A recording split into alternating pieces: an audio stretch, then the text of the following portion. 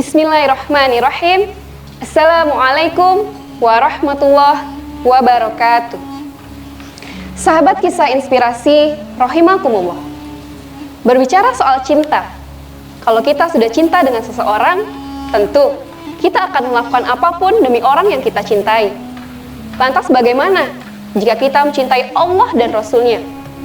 Tentu kita pun juga akan melakukan apapun dan mengorbankan apapun demi kebangkitan Islam.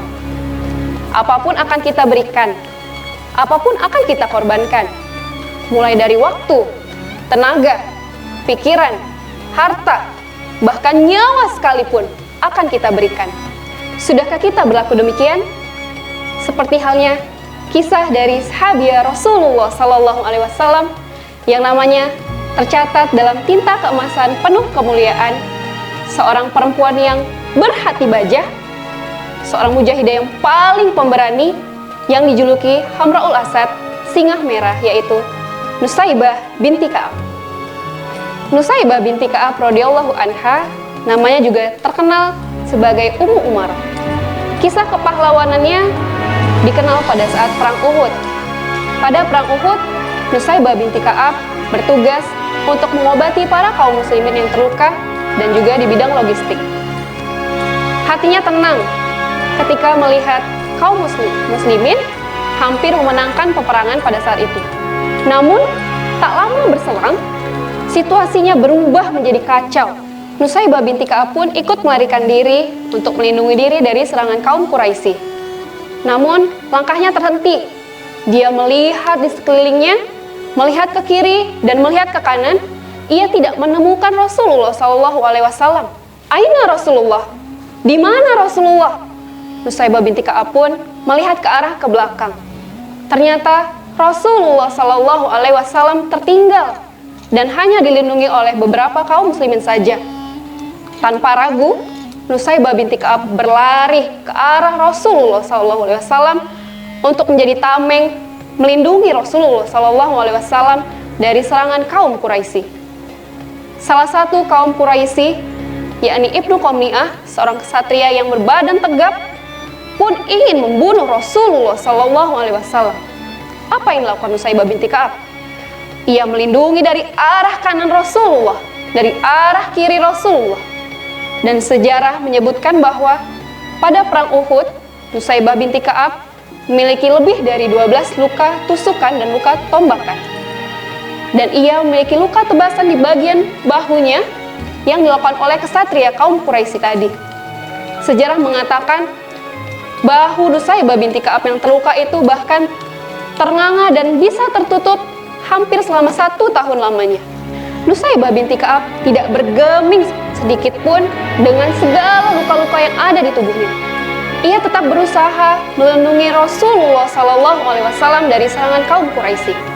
Rasulullah SAW bahkan terkejut ketika ia melihat ke arah kanan ada Nusaybah binti Ka'ab. Ketika ia melihat ke kiri ada Nusaybah binti Ka'ab.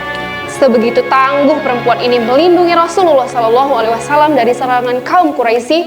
Bukan hanya Nusaybah binti Ka'ab, bahkan suami dan anak-anaknya Abdullah bin Zaid dan juga Habib bin Zaid pun turut melindungi Rasulullah SAW di perang ini. Sahabat kisah inspirasi, rahimakumullah. Setelah perang usai, Rasulullah SAW meminta para sahabat untuk memastikan apakah kaum Quraisy akan kembali ke Madinah. Mendengar titah Rasulullah SAW, Nusaybah binti Ka'ab dengan segala luka yang ada di tubuhnya ingin ikut juga bersama para sahabat. Karena kondisi fisik yang tidak memungkinkan, Nusaybah binti Ka'ab pun tidak jadi ikut dan ia mendapat perawatan. Setelah tiba kembali di Madinah, Rasulullah SAW ingin memastikan kabar Nusaybah binti Ka'ab. Sebegitu istimewanya Nusaybah binti Ka'ab di hati Rasulullah karena ketangguhannya melindungi beliau ketika diserang oleh kaum Quraisy. Rasulullah SAW pun memuji di depan para sahabat tentang kisah heroik Nusaybah binti Ka'ab melindunginya. Mendengar ucapan Rasulullah, Nusaybah binti Ka'ab pun meminta satu permohonan kepada Rasulullah. Wahai Rasulullah SAW, Mohonkanlah kepada Allah Subhanahu wa taala, wahai Rasulullah, kekasih Allah, agar kami sekeluarga bisa menemanimu di surganya Allah Subhanahu wa taala. Lantas, apa kata Rasulullah? Tanpa ragu sedikit pun, Rasulullah Shallallahu alaihi wasallam menengadahkan tangannya sambil berdoa yang tulus kepada Allah. Ya Allah, jadikanlah Nusaybah binti Ka'ab beserta keluarganya menemaniku di surgamu. Masya Allah, bisa kita bayangkan, Nusaybah binti Ka'ab langsung mendapatkan doa dari kekasih Allah Subhanahu wa ta'ala. Semoga kita semua adalah orang-orang yang masuk ke dalam surganya Allah Subhanahu wa ta'ala. Sahabat kisah inspirasi rahimakumullah, baiat Nusaybah binti Ka'ab beserta keluarganya bahkan tidak berhenti hingga Rasulullah SAW wafat. Pada zaman Khalifah Abu Bakar As-Siddiq radhiyallahu an, ada seseorang yang mengaku nabi. Ia adalah Musailamah Al-Kadzdzab. Ia dikenal seorang yang haus akan kekuasaan, yang tidak mau mengikuti agama Allah Subhanahu wa ta'ala.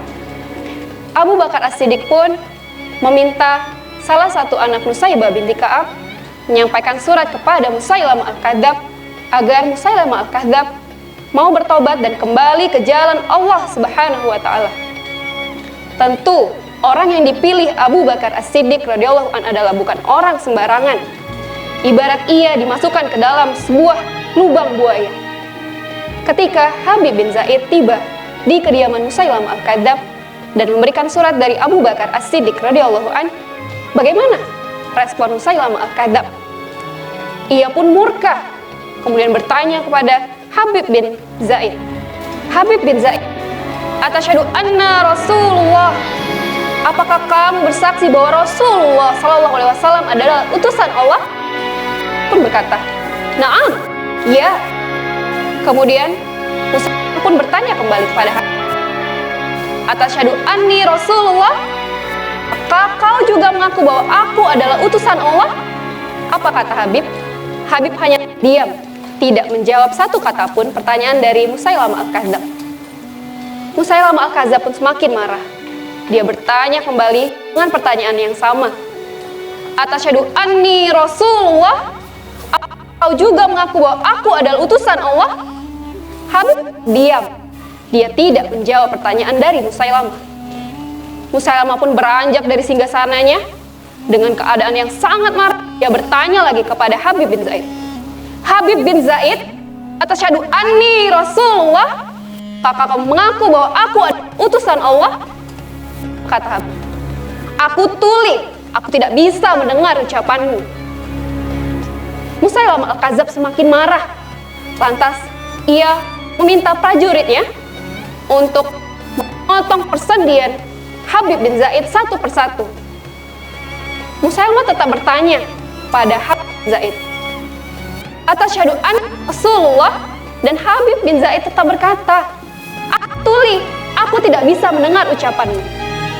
Masya Allah, Habib tidak merasakan sakit sedikit. Ia tidak berteriak sakitan.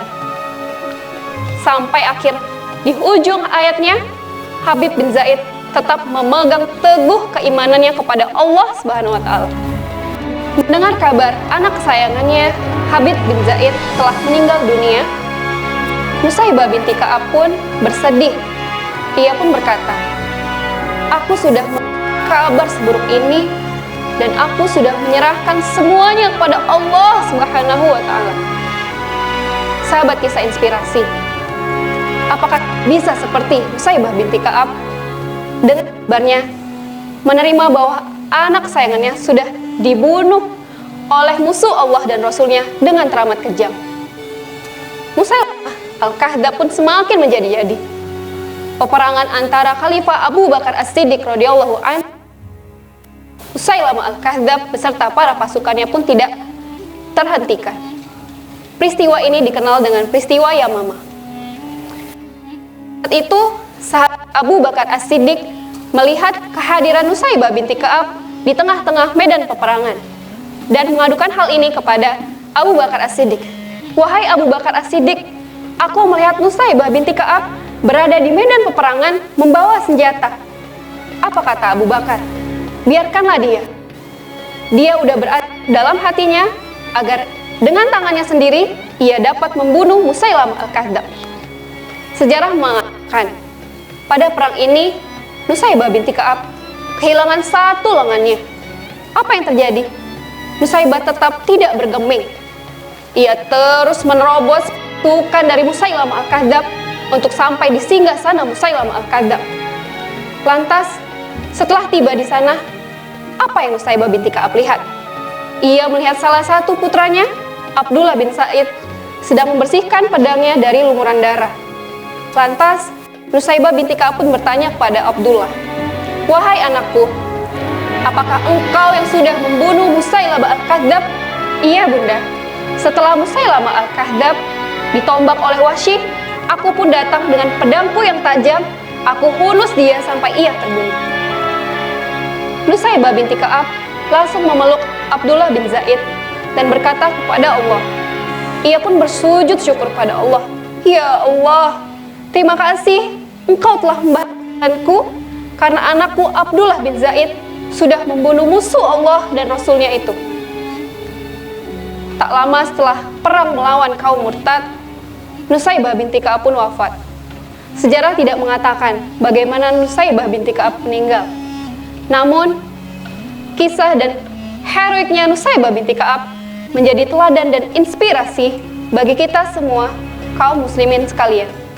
Sahabat kisah inspirasi rahimakumullah. Tentu kita mendapat banyak sekali pelajaran dari sosok wanita pemberani ini.